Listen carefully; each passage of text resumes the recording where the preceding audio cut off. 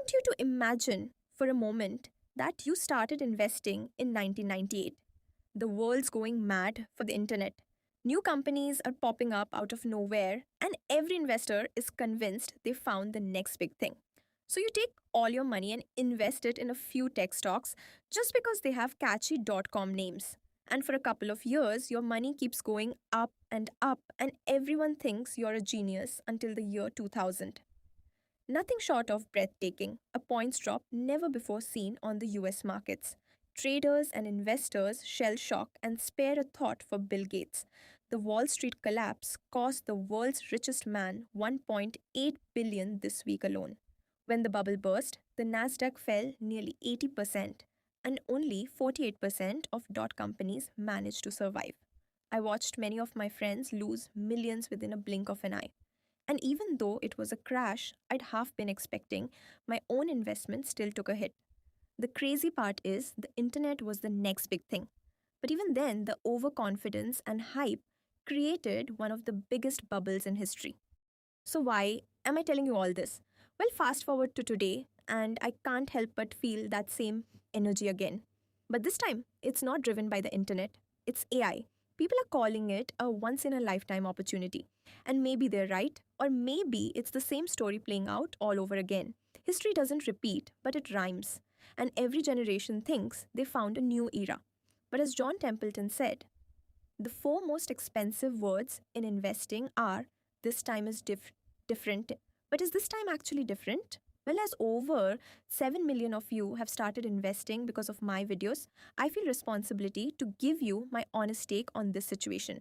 So before you panic, let's take a step back and look at the three hidden forces behind this potential bubble, why they matter, and what you can do to benefit from all this mayhem.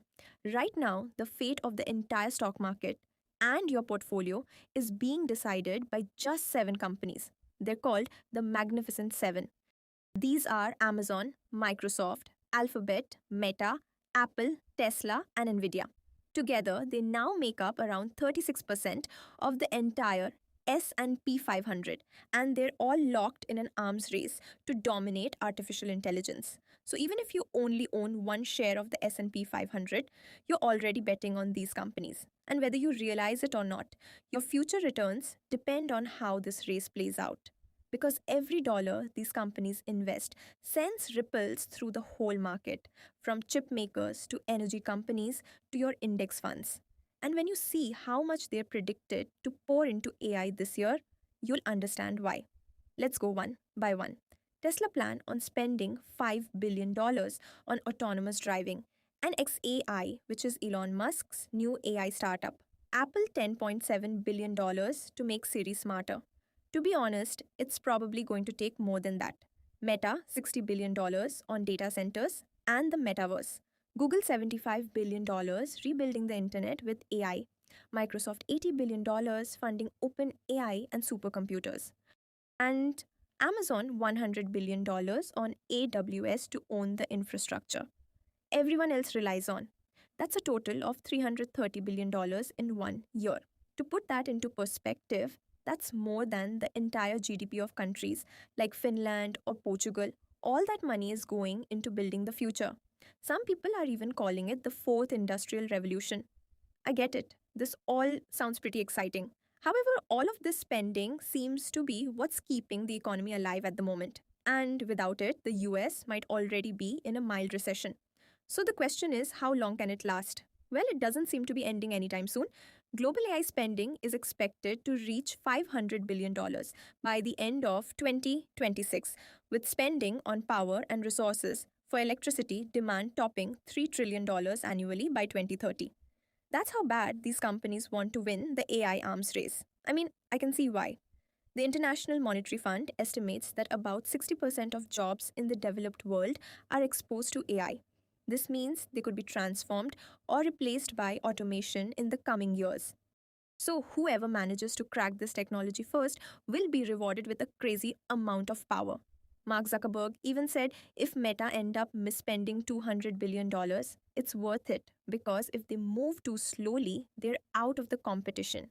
But this race isn't just between companies anymore, it's between nations. The US and China see AI as the key to global dominance, and they're both burning through billions to make sure they're the ones holding the reins. For everyday investors, this could go two different ways. If AI delivers on its promise, the next decade of investing could be just like the internet boom of the 2000s. But if the profits don't arrive fast enough, the same stocks pumping up your investment portfolio today could drag it down tomorrow. But where is all this money coming from? Well, that brings us on to when I first saw what I'm about to show you, my mind was blown. But before we dive in, if you're finding this video useful and you've been subscribed to me for a while, then I just wanted to let you know I'm working on something really exciting that a few of you will be able to try out for free. It's a platform that help you grow your wealth. There'll be lots of in-depth videos on there about investing and side hustles, as well as the opportunity to ask me questions directly. So, if you'd like to get exclusive early access and the opportunity to try it out for free, then I'll leave a link in the description below where you can sign up to the waitlist. With that said, back to this. It's being referred to as the AI money machine. It's the main reason I'm starting to get worried about the state of the AI industry. So let's rub some of these arrows out and walk you through how it all operates. Intel, AMD, and Nvidia are the companies that design the chips that power the AI models. OpenAI, AI, and XA, and other smaller players are the companies that buy these chips. Then you have Oracle and CoreWeave.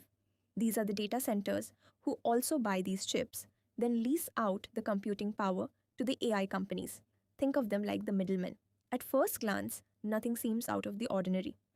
But once you look at how these companies actually work together, the red flags start jumping out. It started when investors at Microsoft gave OpenAI $58 billion in funding. OpenAI then paid that back to Microsoft to use their data centers. Microsoft then used that money to buy Nvidia chips. Nvidia then invested that back into OpenAI. Doing this allows each company to record that flow as revenue, which of course pushes their stock prices up. It's kind of like if I went out into the woods with a friend and paid him $1,000 to dig a hole. Then he paid me $1,000 to fill it back in. We then both have $1,000 in revenue. Now, if we were valued like OpenAI, which is currently trading at more than 40 times its revenue, that would mean our whole digging and filling business would be worth over $40,000 each. Obviously, I'm heavily simplifying things here. These companies aren't just passing around the same money. However, the idea remains the same, and this has only been getting crazier recently with OpenAI announcing a deal worth of $300 billion with Oracle. After this, Oracle said they would spend tens of billions on Nvidia chips. Then Nvidia agreed to invest up to USD 0 billion back into OpenAI. But to unlock that investment, OpenAI has to buy more of their chips. Nvidia are definitely the real winners here. Their share price is up 1,600% since ChatGPT launched. And they sell their chips to everyone. I'm talking Microsoft, Meta, Google, Amazon, OpenAI, and even Oracle. Then they invest back into the same companies that buy its products. This is like paying your customers to buy your product and could be artificially boosting the demand for their chips. Do you see how messy this is all getting? Let me try and simplify it. Nvidia sells the shovels, Oracle provides the land, OpenAI digs the quarry, and they're all helping each other to lure people into the mines. But nobody struck gold yet. I mean, OpenAI is currently valued at $500 billion, but it's only making roughly 12 billion in revenue. It's losing money every month. Now, that's the main problem I see with all of this. AI services are just not making enough money. So, will these AI companies ever make the kind of profit needed to justify their stock prices? Well, it is possible as they do still have some huge levers they can pull. I mean, each week over 700 million people are using ChatGPT. That's a huge amount of attention and, even more importantly, an enormous amount of data about all of us. Imagine when Sam Altman turns on ads and allows companies to use ChatGPT to recommend their products directly inside our conversations. It could be like nothing we've ever seen before. In addition to this, OpenAI AI has surprisingly announced that it will start to allow erotica in its chats for verified adults, which of course is a huge industry. Not that I know anything about that. On top of that, these AI companies are building systems that are aiming to undercut the human workforce. They're betting that once corporations become dependent on AI, they'd have no choice but to keep paying no matter the cost. And that's when the AI companies could hike prices sky high and finally cash in. So, there's no doubt these AI companies are valuable. But much of that value still depends on one thing: the belief that progress will keep accelerating. And that leads us on to AI has been improving at a breakneck speed for the past couple of years. I mean, we've gone from an AI video that looks like this to this. It's funny that Will Smith eating spaghetti has become one of the ways we now judge AI's improvement. The stock market is relying heavily on the rapid rate of improvement to continue.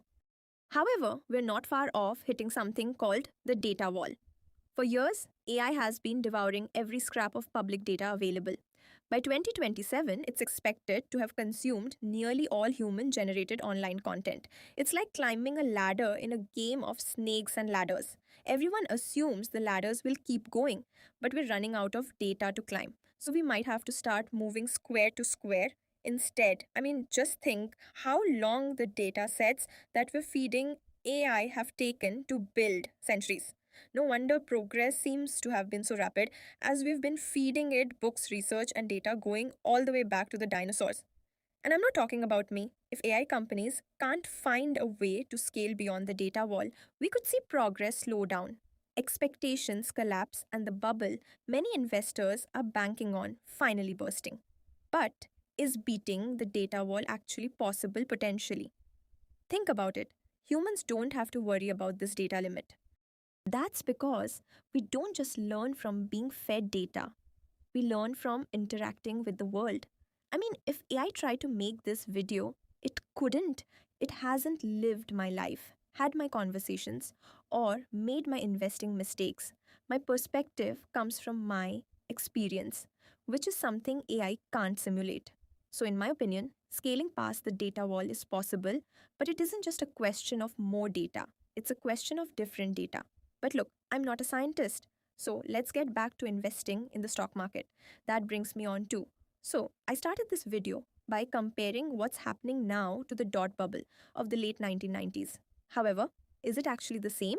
No, not entirely. The main difference is that these AI companies have real utility and a clear path to profits. How big those profits will end up being remains to be seen.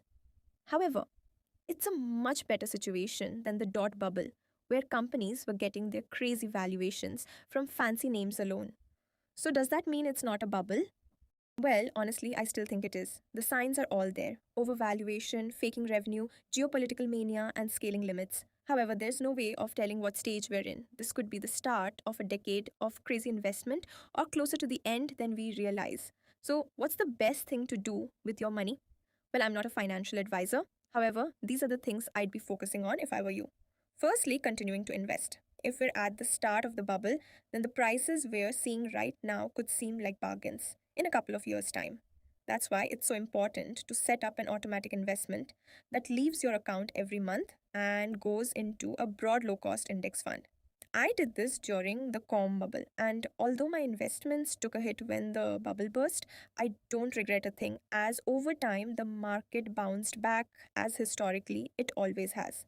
The real secret is not to panic when your portfolio goes down, as long as you're investing in an index fund that tracks the overall stock market.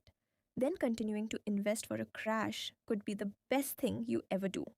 That's how I ended up making millions from the dot bubble bursting. But in order to do this, you need to make sure you're not in debt or over leveraging yourself. This is exactly why my friends lost millions while I was able to keep investing. The next thing I'd do is use the link in the description to sign up for free early access of my new wealth building platform, so you can ask me questions directly. I'm only joking, but seriously, you should do it. Secondly, focus on increasing your income. Your income is the fuel you're using to grow your wealth. So, if you can increase it by getting a promotion or starting a side hustle, then that's going to supercharge your returns, especially if you can do this while the stock market's falling because you'll be picking up some bargains. Thirdly, focus on diversification. Putting all your money into one type of investment is a recipe for disaster. The key to surviving market bubbles is diversification. This means spreading your money across different types of assets. My portfolio includes stocks, bonds, precious metals like gold, real estate, and even cryptocurrency. It's also worth considering dividend paying stocks as they actually perform well during downturns because they generate passive income even when prices are low. Just remember, this bubble bursting won't be the end of the world. If you understand situations like this, then you won't be the one panicking and you'll be the one taking advantage of the opportunities while everyone else is running for the exit. If you want to learn how to benefit from a recession, then I'm going to leave that video right up there. But don't click on it just yet. Make sure to subscribe if you want to grow your wealth. Okay, I'll see you over.